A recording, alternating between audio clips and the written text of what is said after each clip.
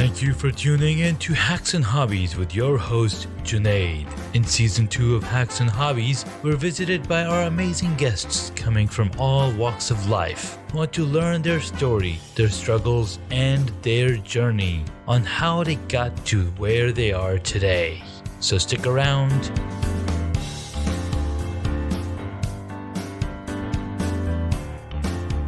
In this episode, I get to speak with Bo Wernick. He's the CEO and Chief Engineer at Theta Composites. How did I meet Bo? Well, I am part of NoVA Labs, a MakerSpace here in Reston, Virginia.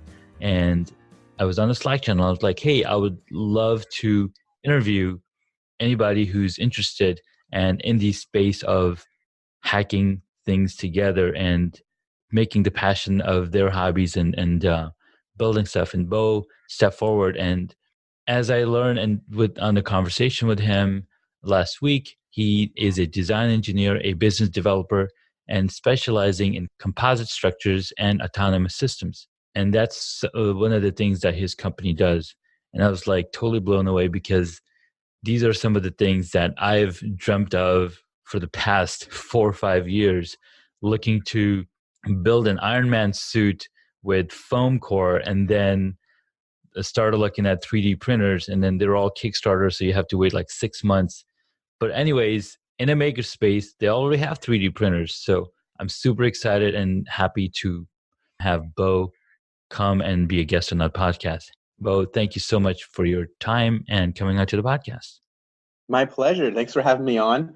Yeah, it was funny. You went out in our Slack channel and said, hey, is anybody who wants to do this? And I'm like, I'm an anybody that likes to talk about cool stuff. And I looked up your information, and I think this is a great channel for people that are just interested in all kinds of creativity, problem solving, and learning. So I'm happy to be part of it. Thank you so much for the invitation. And I really aspire to what you're doing. What we do here is very similar to a podcast, but in real life. We're in real life, exactly right. You don't just talk about it anymore. You're actually doing it. Yeah, exactly. So yeah, we all have the same passion for the same stuff in terms of sharing and learning and building neat, wild things, whatever. Nice. So yeah, let's see where this takes us. Yeah, absolutely. So one of the things that I'm absolutely passionate about is to learn the journey and the story of our guests. And since this is season 2 of the podcast, and season 1, I just focused on all of the hobbies that I was passionate about and sharing that with the world. In season 2, I'm bringing on other hobbyists, other hackers, other entrepreneurs, and crazy ones just like me, and asking them, where did their journey start from, and how they got to where they are today, and how what they're doing today is what's passionate for them. So, and that's one of the reasons. So that's just to get, it's like an origin story basically, right? And then we'll have the second edition where we go to, now we've already seen that origin story of Iron Man or Thor or Captain America. Now what's happening in the next? So that will be future. Hopefully, maybe we'll get there, in season 3. But that's some of the things that I'm passionate about and wanted to learn more. Sure. So So tell me, how you began into the journey of running your own composites company. Yeah. Well, it's funny you bring up Iron Man. I was stuck in a cave. Those are hard origin stories to match up. So let's start at the beginning, right? So my mom is an artist and an art teacher at like middle schools and things, and she also had a degree and a career in art. And my dad is an engineer. And so you mix those together and you get me and my sister who, interestingly, I'm an engineer who's very creative, and my sister is a creative who's got a pretty good background in technical. So like she works for Pixar and Disney doing oh my God. graphics animation, right? So she's on a computer, and then I'm on a computer doing like drones and whatnot, and trying to human interface, so that when people use a drone, it's not like some complex glued together solution, but like something that's fairly elegant and operates like you'd expect it to. And so we're kind of coming from the opposite ends of this combination spectrum, which is cool. And at the end of the day, 99% of our work is essentially sitting on a computer in front of some 3D modeling program. Yeah. Really is a lot of crossover after all. That is so cool. And it was cool, right? Being in a makerspace, once you've designed that model, then you go to actually produce it in a in a 3D printer or a CNC mill or whatever. Yeah, it's funny. My sister lives out in California, in LA, Hmm. and she works with these Hollywood type studios. And so we didn't see each other. Like, I don't hang out with her every day. I see her Yeah. for holidays and whatever, vacations and stuff. And Mhm. so I hadn't ever seen her office, and she had never seen mine. And at Yeah. one point, I was getting married, and so she flew out here for the wedding, and I had flown up a couple weeks before to visit her and introduce my wife to the family who couldn't make it out to the Hmm. wedding. And so we got to see each other's offices for the first time. And I'll tell you, the office at Pixar is Hmm. almost exactly like NoVA Labs. I'm looking around and I'm like, look at all this 3D printed stuff. You got 3D printers going like crazy. But it's just kind of hanging out and talking about crazy ideas that would be neat to see.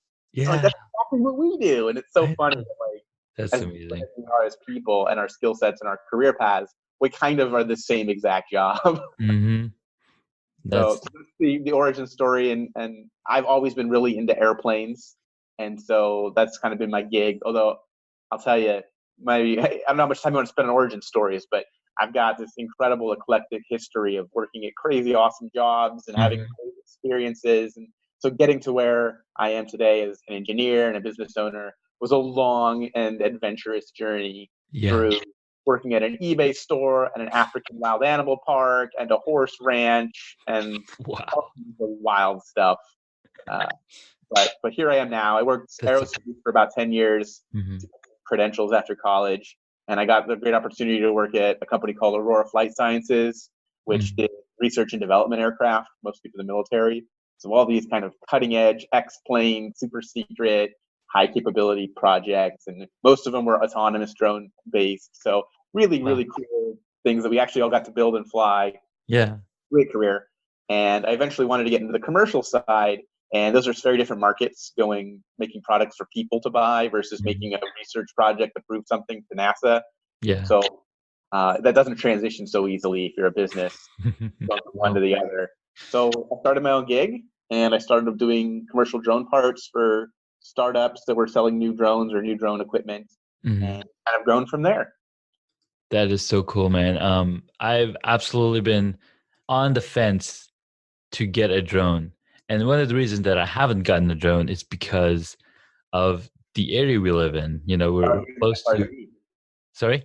You're in the flight restriction zone. Yeah, we're in the flight restriction zone, and it's like, there's no point in even investing any time or dime into flying, buying a drone and then learning how to fly it. I mean, I wouldn't go that far. So I'm no, a strong okay. drone advocate, and I definitely recognize the issues, and I teach these classes at universities and work with the FAA and all this stuff. So Mhm. very familiar with the pros and cons and Okay. all that. But the reality is, you can get a drone for under $100. It's a ton of fun. You can fly it indoors. You can take it outside the FRZ, which is like half an hour drive to some flying field somewhere with a Mhm. bunch of other people that fly drones, and you can learn, you can play, and that's a ton of fun. And it's if you can't ride a bicycle right outside your apartment door, you have to walk it down the street. But then you can Yeah, ride anywhere and do anything. It's still exactly. worth having if you're into Oh, yeah. that. So No, no, I'd say consider I it. totally get it. I do have drones.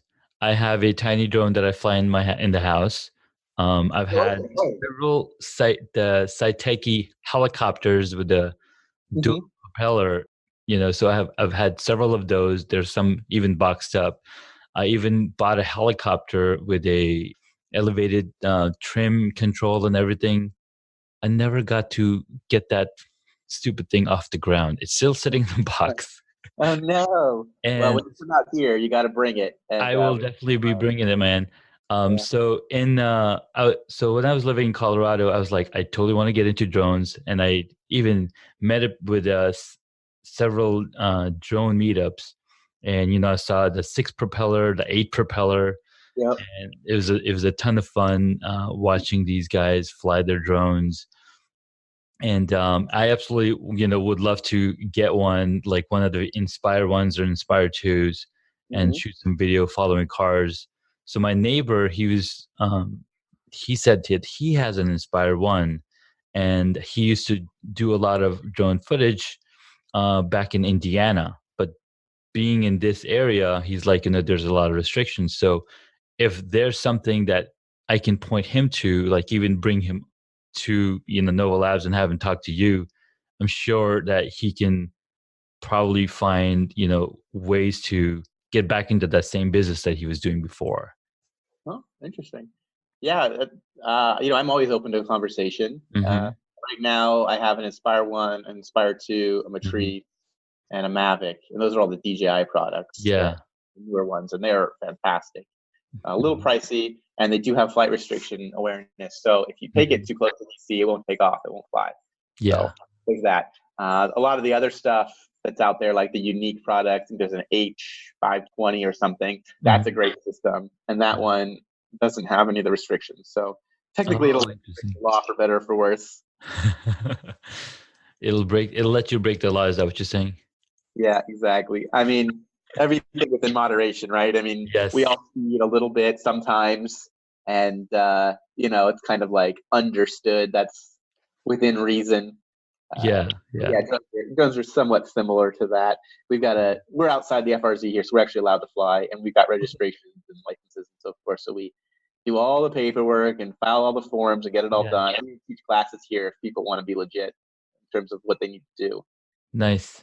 Realistically, the FAA is going from manned aircraft, which have a reasonable expectation of safety, and then trying to scale it down to like hobby RC planes, and they just don't scale. Those levels of rules don't scale well at the micro level. So it's still pretty arduous. I mean, for the average person who's used to being able to go to the store and buy a thing and then go use it, right? Like, can you imagine if you bought a flat screen TV from Costco or something, and you had like 25 pages of government forms and a test you had to take at a center, and like, oh my god, yeah, that's flight laws. Every time you turn the TV on or off, you have to do a full inspection. Like, it's crazy. That would be pretty painful. Like, you know what? I'm just not gonna watch TV anymore.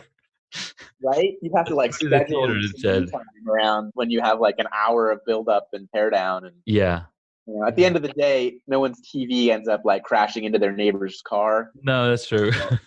Okay, but that's the deal, right? I mean, the rules don't scale well, so they're over conservative. But realistically, the hardest part about this drone issue is that the people who want to follow the rules are punished by having all these rules to follow, and the people that don't follow the rules just do whatever they want anyway, and they're the ones that get caught on TV like flying it over a motorcade or something.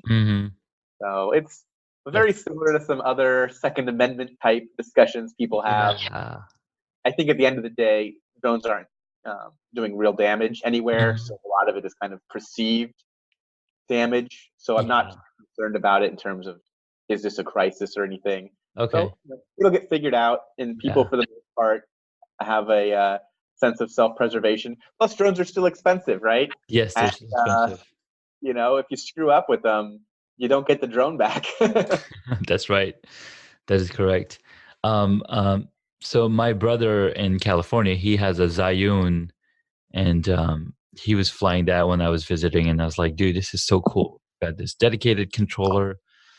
So that was pretty awesome. And drones are pretty amazing in what you can do with them. Like, I think somewhere I read that Amazon was planning on using drones for like food delivery even.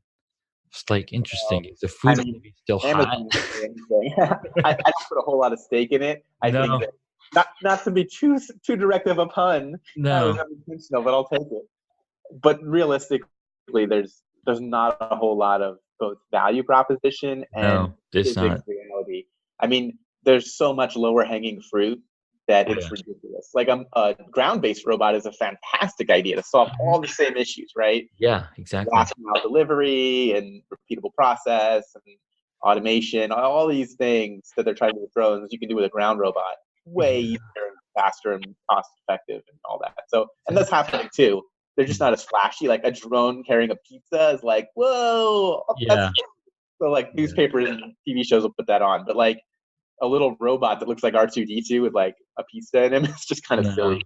Yeah. It's like, so what was really interesting was, so I think Amazon might, I mean, Amazon has to make money if they were to do that.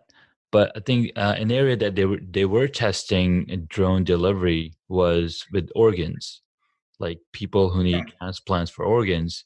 They're like, Yeah. we can deliver this organ real quickly with a drone with a straight line of sight, and don't have to worry about getting stuck in traffic and stuff like that. So I think they were running some tests in that area. Yeah, that's one of the companies I work with. Oh, nice. Yeah, yeah. No, Look it's at that. I already am. hey, if it's drones, I got my hands in it. Stay away.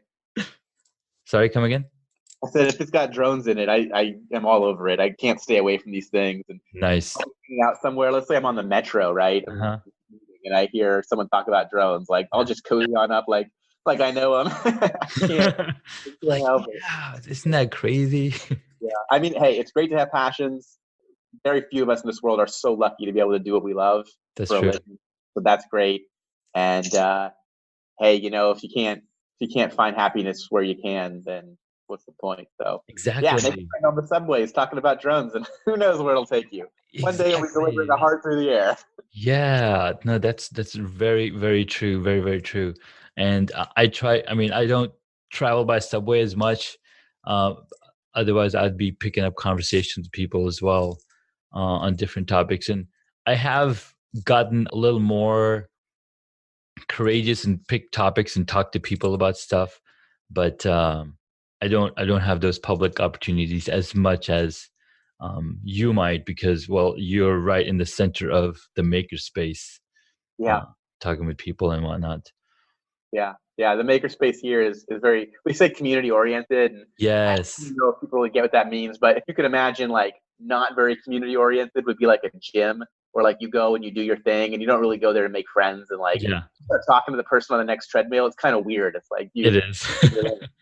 right? And then there's like a pure social club, which would be like, I don't know, a fraternity or something, right? So we're like we're not quite in the middle. We're a little more towards a social club here. Hmm. Hopefully, any conversation is a conversation you can join. So, Nice. whenever you're working on something and it's cool, people will come over and talk to you, and you can do the same with other people's projects. And everyone's a sharer, if not an oversharer. Yeah. And it's a very cool place to make connections. Yeah, so I took my son over to the NoVA Labs as well. I was like, you're coming with me and taking this green class. And of course, it's a long, there's a long sitting in the chair and listening about all the rules. And he's 9 years old. So it's like, is this all we're gonna do this whole time? Oh. I was like, no, we're gonna go visit the different areas and check them out. So then towards the end, when we were all done, there's all these 3D models in the front. And he's like, "Oh, can I stay here for a little longer? I just want to play with some of this stuff." And then what's his? I can't remember. I think there's some gentleman who built the AT-AT with the wooden AT&T. His name's David. David, right? So he's working on this catapult. Yeah. Right. There you go, one catapult. Yeah, so Muhammad looks at it and he's like, "Oh my God, that's so cool. How do you work it?" So then David's explaining to him, how this whole thing works. He's gonna throw the ball over. He's like, "Oh," so he's like totally into it, and so that was really cool. Yeah, great. Yeah, David's a cool cat. His thing. So everyone's got the thing, right? Like obviously I'm a drone guy, but Mhm. David's thing is making projects that are really cool, like almost art pieces, but Mhm. also like science tutorial pieces. Yeah. Like makes these things all the time and then takes them on this road show with a couple friends where they do like science fairs and Oh, festivals and things. So yeah, it's like to illustrate verbally to your listeners what this is. yeah. So imagine a catapult that was like self-reloading, right? So it's got like a little winch motor type thing and it pulls itself back and the little ball comes from a hopper and puts it in there and then it launches it, right? Okay, that's pretty simple to imagine. Well, so now imagine on the other side where that ball is landing, there's another catapult and the ball lands in the hopper of that catapult. So they're essentially playing catch and they're Mhm. shooting back and forth. Now you add like 4 more of those, so there's 6, and they're each shooting across from each other, Yeah. crossing over in the middle, right? Like in a Yeah. big circle. And Mhm. now you put the whole thing on a rotating platen. And so this whole thing spins around while these catapults shoot back and forth at each other, like some kind of marble, like fountain at the hotel in Vegas kind of thing. It's So if these catapults are shooting these little balls across, do they ever crash in each other? So there's everything that you can imagine a Yeah. hypothetical scenario where it fails, it does. Yes. He's got to overcome every problem you can imagine.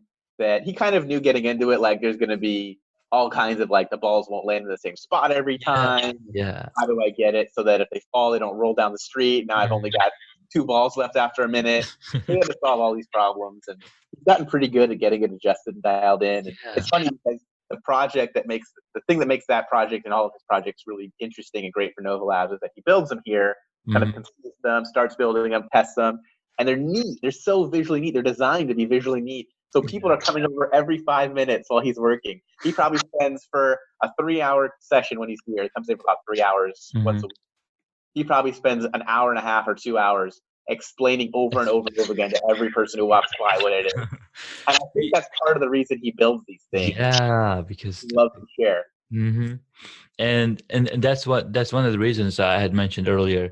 It'd be really cool if there was a NoVA Labs podcast, and every week we're talking about we're talking to a different creator, and if it got crazy enough, we could even do it daily. Where daily we're talking, one day we're talking all the woodworking members, and the next day we're talking about metal, next day robotics, drones, all these cool things. So it could, like, because I know there's a calendar where there's set dates on which teams meet, or which open hours they have on each of the days. I think it would be really cool if there was a podcast level, or it's like a live radio show happening as well. I think that would be Yeah, really it fun. sounds like a lot of work, but an awesome idea. No, because there are some platforms that will enable like live, so there's minimal editing because it's all happening now. It's done. It's a produced episode, just like a radio show, and now it's up and available for people to listen in the future. Yeah, I used Anchor for a while for doing Mhm. podcasts, and it was very similar to that. It has this like quasi editing thing where you have like a mixing board, Yeah, and you essentially edit it while you're doing it. So you're like adding sounds and cutting yeah. and piecing sound files together. It's pretty cool. If you get good at it, you essentially can spend the 1 hour discussion Oh and yeah, have it done at the end and edited. So it's absolutely. pretty cool. Yeah, I use Anchor myself for hosting my podcast, and it's been great. They recently got purchased by Spotify, Mhm. and Spotify has been adding some really cool features um, to the platform, and it's been pretty good. That's awesome. Yeah, that's fantastic. Yeah, people here love to share, and we'd love to be able to reach out more with the media. I don't know if you've done a podcast about Nova Lab in the past, I but have not. yeah, This is the to give you first. like a 30-second spiel for your Oh, listeners. absolutely, man. Absolutely. So he keeps saying Nova Labs and MakerSpace, and everyone has a different level of familiarity with this concept. So if you've never heard of any of this before, you're like, what is this weird Disneyland of people he's talking about? It's like Willy Wonka's factory. Yeah. So essentially what it is a facility where people pay a monthly membership to come and hang out like a clubhouse, but it also has a tons of tools. And then we take turns volunteering to teach each other classes about whatever it is we know about. So someone who's here is a woodworker. They teach about how to use the saws and woodworking tools in the back. And somebody else here is a fine art painter, and so they teach about how to, do whatever project they're doing. And so it covers this huge gamut from like cybersecurity and hacking Mm. to arts and crafts and all kinds of things. And we're open to everything. We recently got blacksmithing and casting, so people have forges in the back now. Wow. And then, people come in sometimes and they say, hey, do you guys have like places where we can build sets for our plays or like theater plays? Like, Hmm. no, but we could. Let's start doing that. So yeah, Nice. we're constantly growing and changing, and it's about 10,000 square feet. We've got about half of that is machine shop, and half of it is kind of open office space and light equipment like electronics and 3D printing. So people come in, they do what they do. I run a business out of here. Some people are kind of weekly regulars during whatever scheduled Monday night shop night thing they come to. And some Mhm. people just come because they don't want to spend $500 on tools and store them in Yeah. their house, and they just show up whenever they need a table saw. Yeah. And so I discovered NoVA Labs because my brother-in-law's my brother's brother-in-law. He's a he's a maker himself, and he utilizes his makerspace out in California. And I Which was one? in California. You know which MakerSpace? No, I'm not sure the name of the makerspace. Where does he live? He lives in Stanford. No, close to Stanford or Fresno area. Okay. I remember. Sorry, yeah, go on. Yeah. So he's built like fidget spinners using a laser cutter, and he's made fidget spinners using plastic and as well as like wooden objects to hold your headphones, at your desk. And he's got all these cool projects, either 3D printed or, laser cutted. And I was like, dude, this is super awesome. He's like, yeah, dude, I just go to this makerspace and they have all these tools. I was like, what is a makerspace? Yeah. And then I searched for a makerspace around here. And at the time I was working in Rockwell, and there's not much out there. So I was like, and then I found NoVA Labs close to home in Reston. And I was like, oh my God, I need to go visit. I need to go visit. So for the longest time, I've been wanting to, actually I did come in and visited on a woodworking open night. And I talked to a gentleman, and he's like, yeah, dude, this is really cool. You can come use his tools. And then for at least 2 years, I've been wanting to get the green orientation class. And then finally I did it last week because I saw some opening. I was like, you're not going football today because they canceled his practice. So I was like, let's go to NoVA Labs. So he was Nice. super excited. And Cool. Yeah, and it's funny.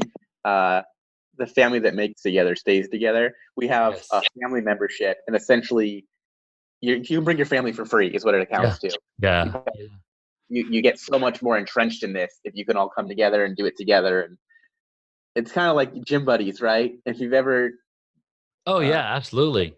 had an opportunity to go to the gym with a friend, like Mhm. your work schedules overlap on Tuesdays or something, and it's like, all right, Yeah. that'll be a good day after work. You're just way more likely to go, and Oh, just absolutely. make it happen. So it's Y- fantastic. Plus, it's it's great to bring young people in. Oh And yeah, absolutely. And he loves making stuff. He when the Lego Voltron model came out, I was like, I'm getting this for my son because he's been watching Voltron for the past 4 years or 3 years or something. He's like totally psyched about it. So as soon as the model came out, I got it, and he built the whole thing himself. that's So cool. he's like, he hadn't even turned 9 yet, but he'd finished the whole thing. So he loves building Legos. He loves coming up with different ways to experiment. And we were actually going strawberry picking 2 weeks ago in Ashburn, and I messaged a friend of mine, and I was like, hey, I'm going to be passing by your place. He's like, today is Makerspace Day, kids day at Makerspace at the library. I was like, oh really? So we got to meet him there, and then my son, he used TikTok CAD or something, and he built Thor's Stormbreaker hammer. Uh-huh. And then so we had that 3D printed there. And I was like, dude, we have 3D printing space right here at NoVA Labs. So one of the cool things about, I guess, at the library is that you can give them the model and then come back a later day when they get it printed. But one thing that I noticed, because nobody's here overnight at NoVA Labs, so you have to stay there while your model is being printed, correct? Yeah, for the most part, that's a general rule we put in place. Yeah. So that was pretty cool. So I was like, I'm going to bring him here so he can get more involved into what I'm passionate about. And what's funny is that Hacks and Hobbies is like literally everything that NoVA Labs is about. It's like a synergy that got created somehow without proper introduction, I guess, in the beginning.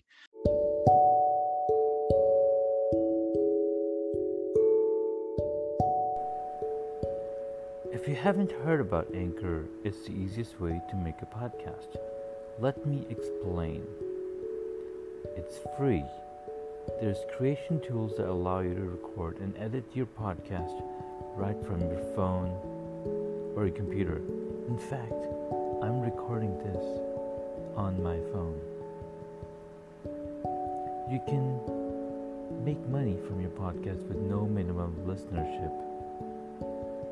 So go ahead, download the free Anchor app or go to anchor.fm to get started.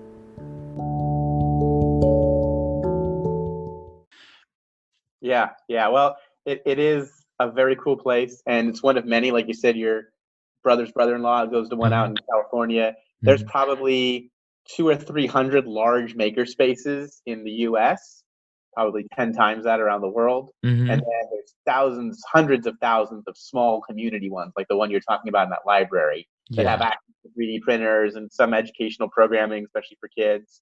So, I would say wherever you are, you've probably got access to some form of a maker community, and everyone should at least check it out and know about it, because there's so many opportunities to learn and to do projects. And I think in the biggest sense of the picture, I think one of the reasons makerspaces are around now, because there's nothing magic about a makerspace. It could have existed 100 years ago, right? Oh, yeah. A blacksmithery space or whatever it would have been. But I think it's more now because now we're so disconnected from the manufacturing process in our everyday lives. We don't even have things with buttons on them anymore. They're all touch screens. So everything is so digital. It feels so synthetic that, people want to be able to make something with their hands. They want to fix things. They want to know how things work. They want to kind of take the reins back from the speed of the way the world is moving around them. Yeah. I think this is a really good way to feel empowered to control the world around you, is being able to do things like fix stuff when it breaks, or understand why things work, and how to solve problems. There's all kinds of programs about stuff called physical literacy, where kids today are growing up in a world where, like, they've never touched a screwdriver and they've never glued two pieces of paper together. Like, it's just so digital. And I think that's a big part of why it's popular now. And a lot of people who come in here are in the digital space, a lot of people in IT and software development, and they're like, I just want to make something with my hand. I just want to be able to set something on a desk and say, I did a real physical thing today. Absolutely. And what's crazy is that I am constantly thinking of different projects and bringing the source materials. I at least have 10 different projects that I'm working on and off. Like, I'm trying to build an LED table with all these LED lights. So it will kind of act like a key light, but I've got to solder all these LED pieces together. Or, I mean, it was a strip and I cut them up so I could lay them in a panel space. So I've got that going on. I've got like so many different things. My mind is just expanding from all of this stuff. Yep. And my wife's like, you just got to pick one and just do it and then go to the next one. It's like, no, but this is so exciting. Yep. I know, it's so funny. And, inspiration is not something you can control, right? It's not like real procedural process. And so it's like you'll be working on one thing and then you'll see a TV show or someone else's project, or it'll give you an idea for some other thing, and you're constantly jumping around. Yeah. It's not a job, right? There's no bosses here. We like to say all the time, there's no bosses here. It's partially because it's an all volunteer space. There's no employees at all.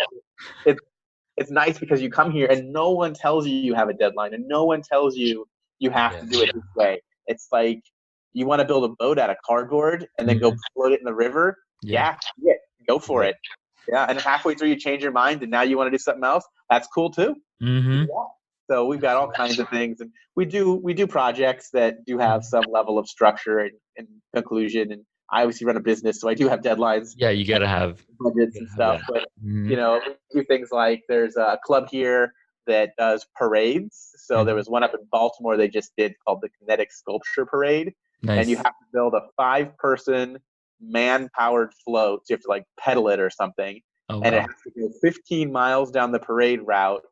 And then it has to go like a few thousand feet in water in the harbor. Wow. So you have to build this giant multi-bicycle floating caravan thing.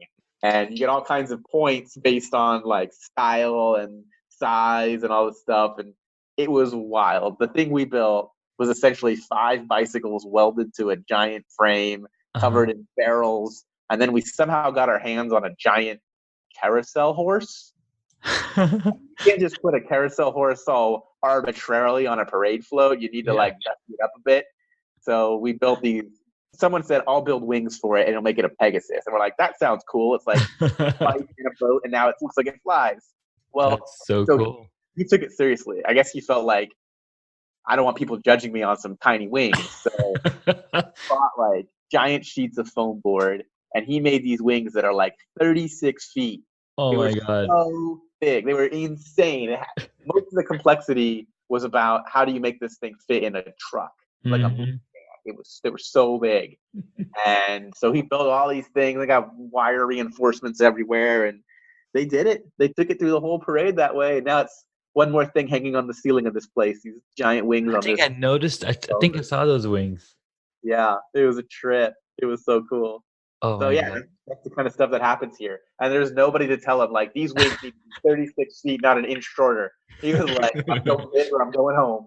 Yeah, no, that's so cool. So I love that's exactly what my brain looks like all these ideas, all these things that I want to do, I want to create, and gotta have a space, gotta have the time and the passion to follow through and get those projects. I mean, you don't even have to, because everything you do, you're learning something new, and then you can put it all together and make something even better. Yeah. Yeah. Well, I agree. Like there's no rule that you have to finish projects. You can always jump around. And half the project is a full learning experience nonetheless. But that being said, there's something that's really satisfying and encouraging about finishing a project. And a lot of projects don't get finished because there's some hard part. It's kind of a bottleneck or expensive or whatever reason the project doesn't get finished. And over time, those start to wear on you. I mean, as much fun as it is, it kind of feels like it's not as valuable of your time. And to be honest, a finished project presents to the outside world so much better. You can always tell people, yeah, it's half finished, but I learned a whole bunch. And they're going to go, all right, way to spend your time with styrofoam. But when you do it and you finish it, people are impressed, especially if you really went above and beyond and did something that, okay, you built your own IKEA furniture from the instructions. That's cool. People are expected to do that. Yeah. But to build a wind turbine from scratch, that's like extraordinary. And people think to themselves, that's not something a person can do. An average person with no experience can do. But you really can. And to prove it to people by doing it, it says a lot about what's possible in the world, and it says a lot about who you are as a person. And that feels so good. That keeps you going. No, you're absolutely right. And so yesterday I was out in Virginia Beach, and then I came back and I was like, I want to finish some of this stuff. And it was like midnight, and I was like, I can't really sleep because I've been on 2 monster drinks during my drive, right? Like I can't sleep. So I went to my workshop and I was like, all right, I need to put legs on this little bench that I made. I've had these seat cushions left over from, they were basically the chairs, that the dining chairs were under warranty. So they replaced, because the leather had torn, so they sent new seats for them. So now I've got these 5 seats sitting around. I was like, you know what? I can definitely turn it into a bench. So I connected them. Underneath, I put 2 pieces of plank wood, screwed them down, and now this is a long piece of bench. So I was like, how am I going to build legs underneath it? And then I had these IKEA legs from this desktop furniture laying around. I was like, this would fit perfectly. Actually, I was doing another project in my office. I'm just moving things around, and I wanted to add a leaf to the end of my table to make it longer. And that thing had these legs. So I took the legs off, and I'm looking at the legs. I was like, these would be perfect for the bench that I was creating for the kids. There you go. So I finished like 3 different projects, just between midnight to like 3 a.m. It's like, I'm going to go sleep for an hour. The witching hour. That's where the magic happens. Yes. I think part of the magic of getting stuff done at like midnight and later is that if you're so tired, like, when you're drunk, you don't take things as seriously. Like if you had to like paint a picture and you were sober, you'd be like, I don't know if it's good enough. But if you're drunk, you're like, boom, I did it. I nailed it. It's awesome. And so like being able to finish a project is kind of getting over your perfectionism. Yes. And when it's really late, just like, screw it, it's good enough. And then the next day you're like, oh, it actually is good It's enough. not I'm too glad bad. it's done. Yeah. Yeah. So sometimes Nice. you do that. Nice. Sleep Cool, man. deprivation. Yeah, absolutely. No, I do find a lot of joy when I'm, finished with a project. Then I like, honey, look, I made this. And some of the things that I've been building is like PVC pipes put together into a chair. And then now I'm like knitting a chair, seating area with like rope. Why not, right? Why not? And because I was like, hey, how do you do this? I look on YouTube and this guy's like, okay, this is how you wrap it. And it's really intricate. Like you got to have taut and I'm like, wow, this is really interesting. And I'm just watching this guy make a chair out of this material. I can't remember the name of the material, but it's probably like material that you use for bow and arrow, but it's like the string part maybe. Okay. Maybe I'm wrong. I don't know. Anyways, it was really cool, and I was like, all right, I'm gonna make this. And so now I've got a bunch of PVC pipe chairs sitting around that are halfway done because it takes so much time. Everything Yeah. takes so much I time. think that's why it's got to be a passion, right? Because Yes. people come in here sometimes and they get it in their head that like companies that sell things are making a profit and that's why they cost what they cost. And Mm-hmm. so they're like, I don't want to spend this much money for a kitchen sink. I want to make one myself. It's like, look, Exactly. if I paid you $1 an hour, this is still going to be a $1,200 sink. Like Yes. you don't have any idea how much time it takes to learn the skill, Oh to yeah. practice, and to make a thing, and then remake it if you didn't like the first one. Plus, the materials are expensive, and it's just a lot. You have to love doing it. It has to be your Absolutely. vacation, right? I mean, when you go skiing and you pay $1,000 for a weekend of skiing, that's Yeah. not an investment. You're not planning on having a value proposition there, other Yeah. than it's Mm-hmm. valuable for your soul. Exactly. That's what this is too. And Yeah. a lot of times people come in here and they're not quite sure what to expect, or they heard there's a place here, and they'll Mm-hmm. say, "Yeah, I need a lamp for my apartment. I figured, why spend $20 at Walmart when I could just make one for free?" And you're like, "Whoa, Well, you can hey, spend $20 to be here. First of I, I, all. I got 2x4s and wire and an LED. We could definitely make one for Yeah. free, but if you True. don't have the skills to make it look good, Yeah. uh, you're still going to spend an entire night making this $20 lamp that's going to look like garbage." Exactly. So, Yep. yeah, There's a thing to say. And so one of the ways that I really got into this was around Iron Man 2 time. It's like 2013 or 2012, I think.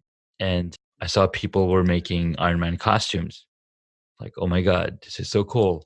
So I started looking up and I'm looking at Papakura and I'm looking up all the different ways you can cut paper. yeah, like the origami ones. Yeah, No, well, origami is you folding it, but Papakura is you're actually cutting paper in certain shapes and then you have folds and valleys and then you then glue those pieces together. sure. And it It, took it me, looks it looks kind of folded, right? It's like a low yeah, poly kind of. yeah. Yeah. It's got the poly look. Yeah. So I made the handpiece, the glove part, and that took me at least 2 weeks, and it's all Yeah. done with cardboard. Oh man. Okay, I need to find a way to do it faster. So the Yeah. next, Welcome to laser cutting. Your world is going to be shaken to its core. I know. So the next thing I looked at was, okay, I can use foam core, then I don't need all this extra padding in it, or when I'm putting these pieces together. So using that, I was able to build an entire helmet using Yeah. 8 millimeter or 10 millimeter thick foam. But then I still had to use an X-Acto knife to first trace it all out. Yeah. We're going to trace it all out. Now I've got to cut it. That took me another, couple nights, few nights. And I'm Yeah. just, working at it. And it was really cool. Yeah. And I was like, all right, we need to get a 3D printer. Well, For the 3D printers next are really Comic Con. people. For the People next, like they know of 3D printing because it sounds cool, I guess, and everyone talks about it. But it it's sounds cool, slow. right? It Yeah, is. it's small parts, and it takes like dozens of hours to Oh make my one. God. Yeah, like to make a lamp would probably take 500 hours. Oh, I absolutely agree. And I was like, all right, we got to find 3D printers first. And okay, we found 3D printers. They're all Kickstarter projects right now because all the maker ones are, $2,000, $3,000. And Yeah.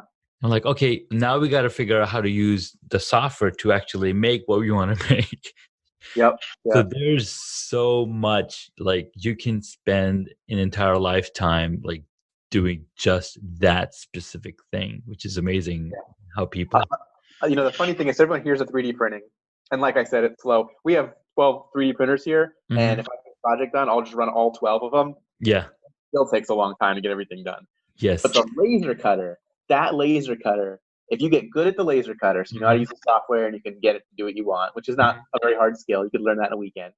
And you know where there's a Dollar Tree store that sells foam board.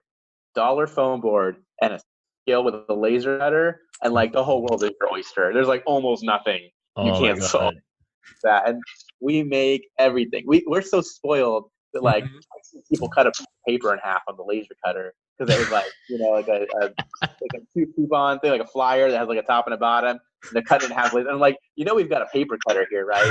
And they're like, why? Why would I ever stoop to like hand tools when I've got the laser? All right, okay. That's too funny. That is too funny. We love it. I mean, we built drones out of foam board on the laser cutter and tons of cosplay stuff. Oh, wow. My wife, so at some point, I don't know what I make a mistake sometimes of letting my wife know what the laser cutter can do. And I remember I told her like, I could do our wedding invitations on that. She's like, cool, do it. And I was excited about it, so I thought it through, and I was like, all right, so it takes 20 minutes to make one invitation. And I have 200 of these things. I'm just going to live here. And recently, I did an engraving on a cutting board, and she thought it was really pretty. And so every time there's a wedding or a celebration somewhere, she just gives me a cutting board. I'll come to, I'll wake up in the morning, I'll get ready to go to work. She's already gone. And there'll be a cutting board sitting on the counter that says like, this one's for so-and-so, make it say this. Oh my God. I'm running like a side business doing wedding cutting board gifts. So when you say cutting board, which kind is this?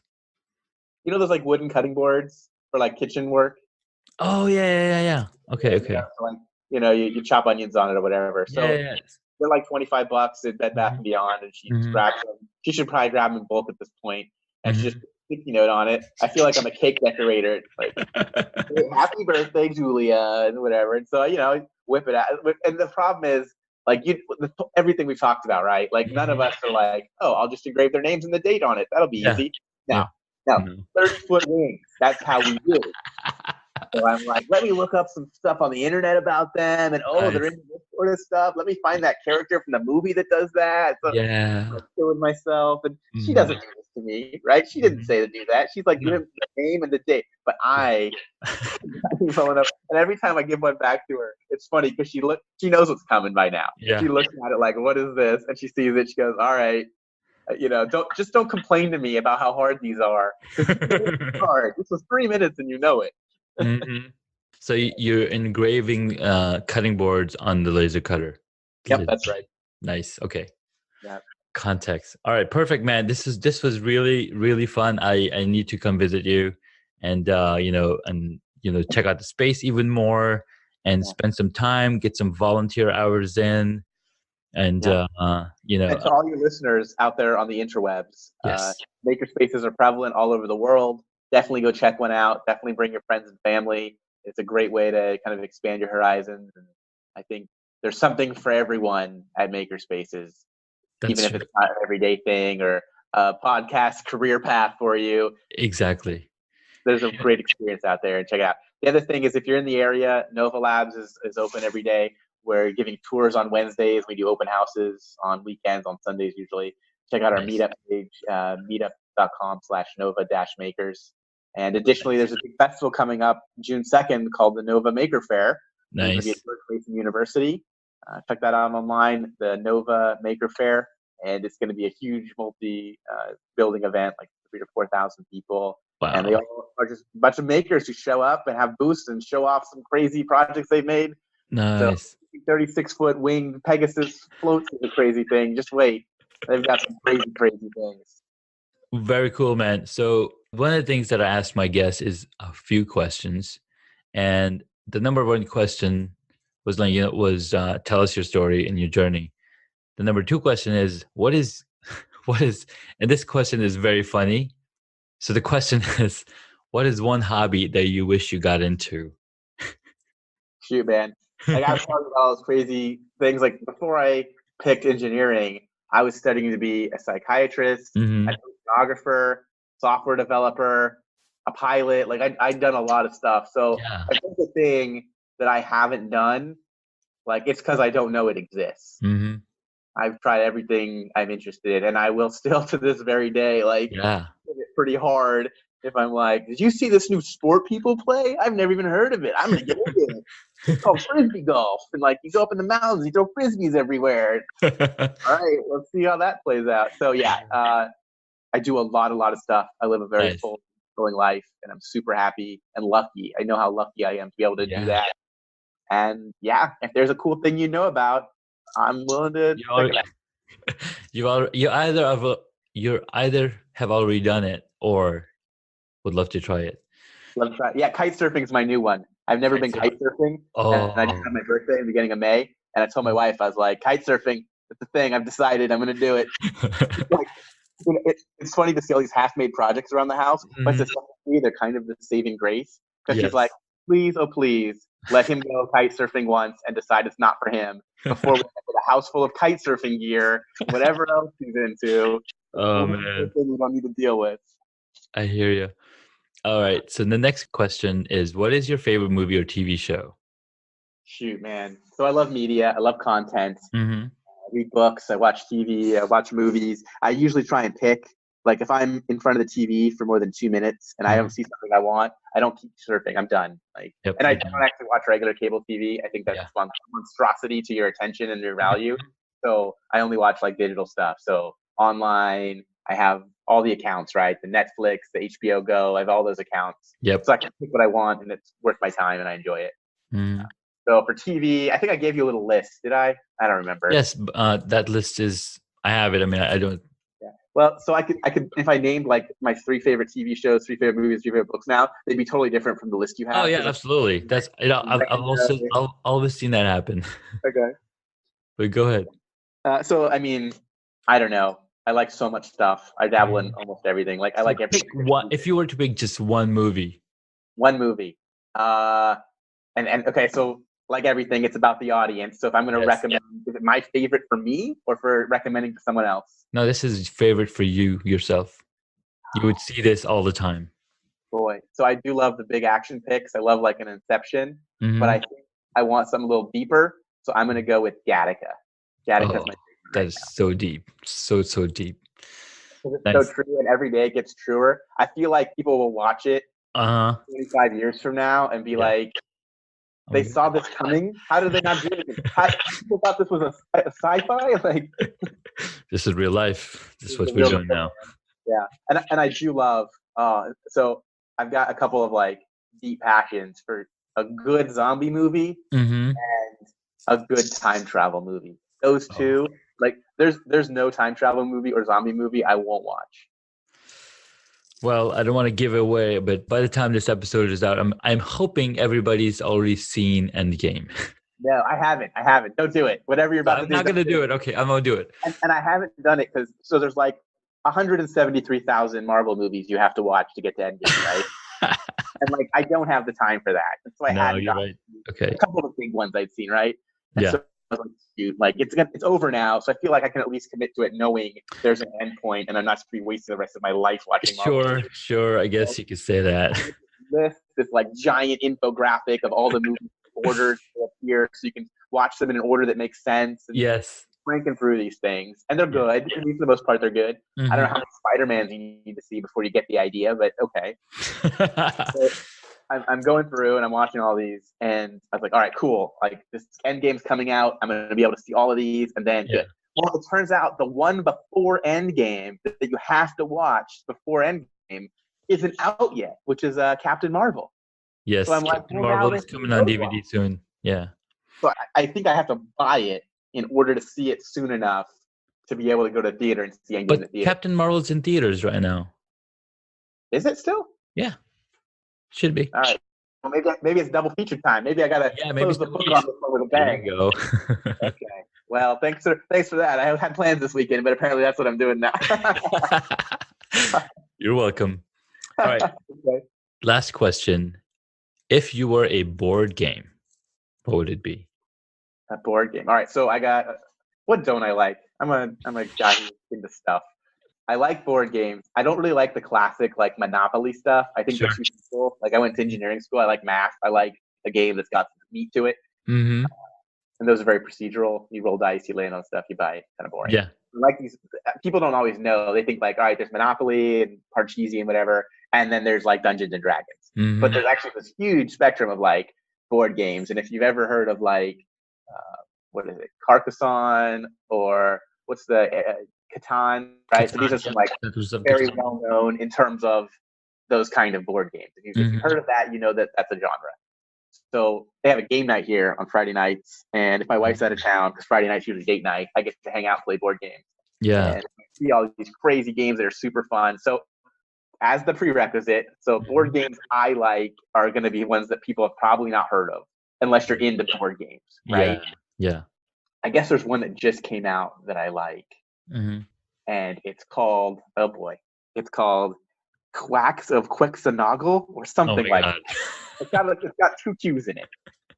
And you're essentially a wizard who makes potions, like magic potions.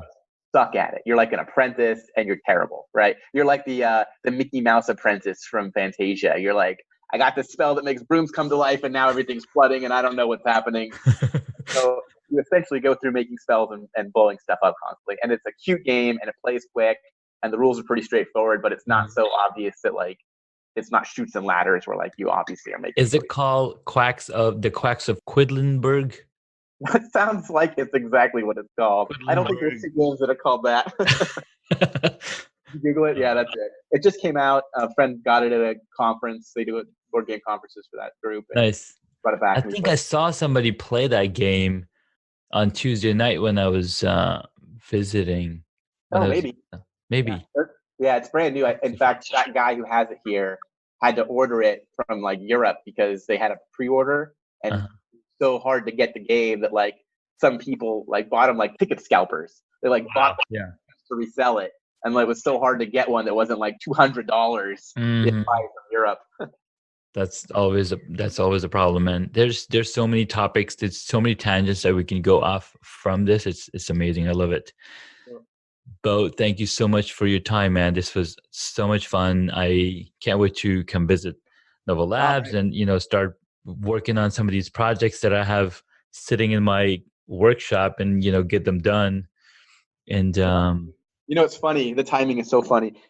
This is why this place is crazy. So we're finishing up right now, wrapping up. We're gonna go on and do our things. The UPS guy just showed up, and he's got giant boxes of stuff, and I know what's in them because I ordered them. And a new project. All right, well, great talking to you. I'm gonna go build some stuff. My life. And, so cool. So cool.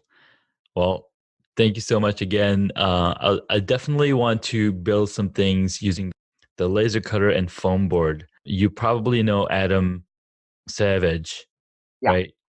And he had a project where he built his childhood home using foam core. It was like one of the one-day builds. I hope it wasn't 1-to-1 scale.